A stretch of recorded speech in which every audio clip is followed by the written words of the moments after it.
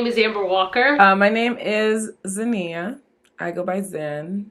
I am the CEO of Black Girl Big World. When I'm not doing that, I am a full-time teacher. I am an entrepreneur and a avid traveler. Travel platform that caters to Black women, all things travel. You can head there for city reviews, if you want to hear from other Black women, travel testimonies, as well as curated group travel. I have a business called Brash. It is a skincare and wellness line. I love to just travel for leisure. I started traveling about 5 years ago.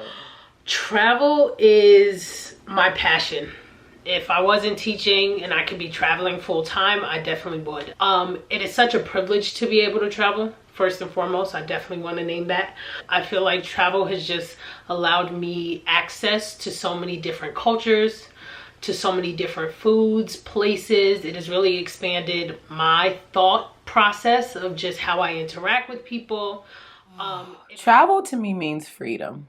I feel like that is got to be the best word to describe it and what it signifies to me. It's the freedom to go where I want to go, meet new people, be exposed to new cultures, new food, new places, new experiences, things that I couldn't even fathom in my own mind. And I just feel incredibly blessed to, right now we don't necessarily have the privilege of it, but even in my past and looking forward in the future to be able to, I know that, for my people, that wasn't a reality for, even so much my parents or my grandparents, whether it was restrictions with regards to your race or just not having access to money or discrimination that you face trying to go to other places or just not having access to information or the ability to even do it. So many different compounded things that make it really a blessing for me to be able to have the freedom to be the first generation in my family to have ventured to the places I've been and seen the things that I've seen, because I don't think it's anything that my parents or my grandparents and especially any of my ancestors ever imagined or even, thought was even a possibility. So I was exposed to travel in high school. My mom fundraised to be able to send me on an international trip with my Spanish class. And I loved it so much that I majored in international affairs just to be able to learn more about the world. And I was able to study abroad 3 times in college, which was amazing. And now I've been to over 20 countries and I'm only 26. The goal is to hit 30 by 30.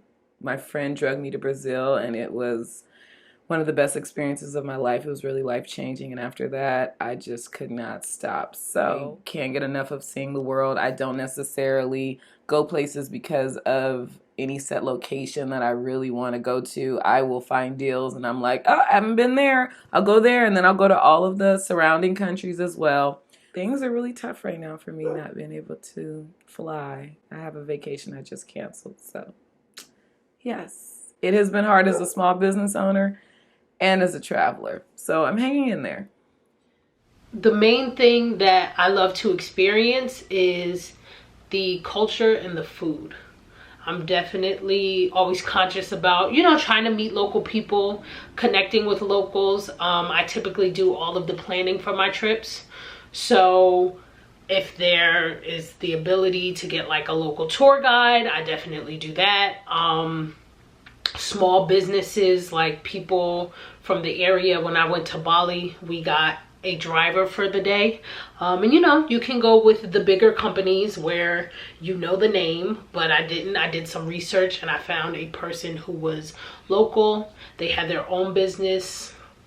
They drove people in their own car and it was just amazing. Just the connections, the stories you hear from people, getting recommendations, eating at local shops, street stands, opposed to McDonald's. All of these things I feel like are what I look for in travel, to really be able to connect to the place that I'm in and to give back, because I'd rather my dollars be given to folks in that area than a big conglomerate that, is exploiting people. I would definitely describe myself as more of a leisure traveler. It's just kind of a hobby, something that brings me joy. I definitely consider myself more of like a economical and budget traveler. I'm always looking for the best deal. I love to stay in Airbnbs because I solo travel a lot, but I'm always just like looking for a really good deal. An opportunity to have a local experience. I definitely love to, you know, take local transportation, eat at the mom and pop places. I hate being in the tourist areas with all the stuffy old people with all the money. I definitely like to have more of an authentic experience and really meet people from there and talk to them about their lives and what it's like. I love, this is going to sound so weird, to go grocery shopping in other countries, seeing what other people eat and what groceries cost in other places and what are their like staple things. It's just like, it excites me so much. So that's my opinion has been shifting over the last week. I started off as the person that was like, I don't care. I have a 3-week trip planned to Europe that starts on the 23rd of March. I'm going, whatever, so what? Then all of the connecting flights in between countries got canceled, so that wasn't even an option. So, one thing that I'm actually really upset about, I am one of the co-facilitators of the Black Student Union at my school, and we fundraised all year to be able to send students on a trip with us, obviously, to DC for spring break.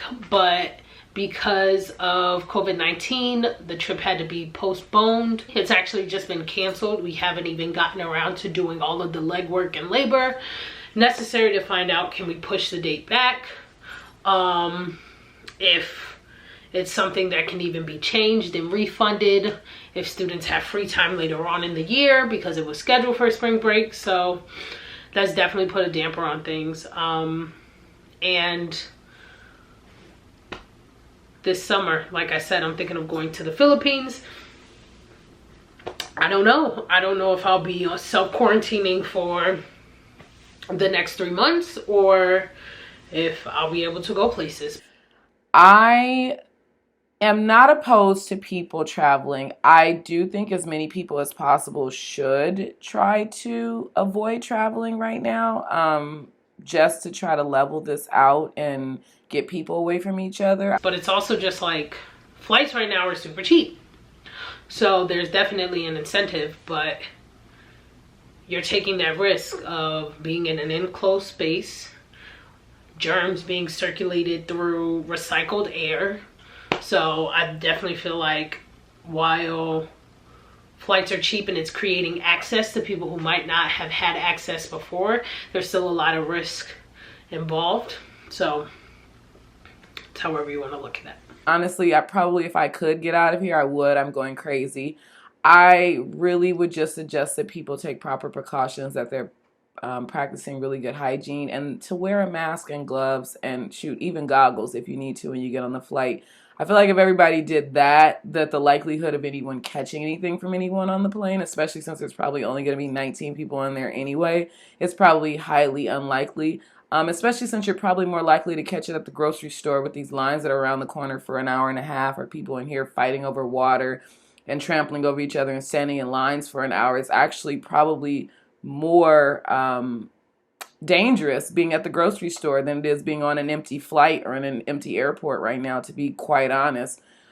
Especially with all the precautions that the airports are taking with regards to cleanliness and you know, and wiping everything down. And I know that there's just no way to really control that in a grocery store with as people grabbing things as quickly as they are and staff pretty much just trying to keep up with just restocking, let alone like disinfecting anything. I highly doubt that that's happening. Like, make your own informed decisions. There's a lot of misinformation out there about COVID-19, right? People are saying things without having the knowledge or the background. Do research for yourself. Don't believe things that you just hear or you see posted once. I know a lot of people who have been flying during this time, they aren't showing any symptoms, right? But sometimes you can have it and not show symptoms. So, like, if your loved ones aren't where you are and you know you're going to be cooped up for the next 3 weeks, do what feels good for you, right? And just make sure you get the information in order to make an informed decision instead of acting out of fear. I feel like this has been a very fear-driven story behind this virus, and it has a lot of people panicking. And the only way to get ahead of this thing is to think smart, and we can't think smart if everybody's in a panic. Yeah, my recommendation would just be, if you can get out of here, because it's hard right now, wear a mask and some gloves and protect yourself, and make sure you're washing your hands as much as possible. Bring your hand sanitizer, and just be smart, because life does go on, and we should find ways to collectively contribute financially, like in the ways that we can, to supporting small business owners. So if you do decide to travel during all this madness, and you can in some way support a small business owner in the tourism or travel industry, please do so. Small business owners are definitely being hit the hardest right now. People in tourism are being hit incredibly hard. People in everything with regards to like the airline industry and travel agents and things of that sort, and just in addition, other small business owners. So if you can get out and you do travel right now, try to be mindful of, even when you're in other countries, try to spend your money with small business owners, because this is something that is impacting us globally. And so even the way you're seeing it impact people in your lives here in the United States, it is definitely impacting people in other countries as well. So if you do get out and travel, instead of going to Walmart or Walgreens or whatever, Wendy's, fast food restaurants, Chili's, whatever, they have KFC, they have all these huge corporations in other countries. If you can pass that place and go to a mom and pop, like, local place and support them, or a local supermarket, and maybe cook the food, however you can give your money to everyday people that are trying to survive, please be mindful of that and try to. Coronavirus! Coronavirus!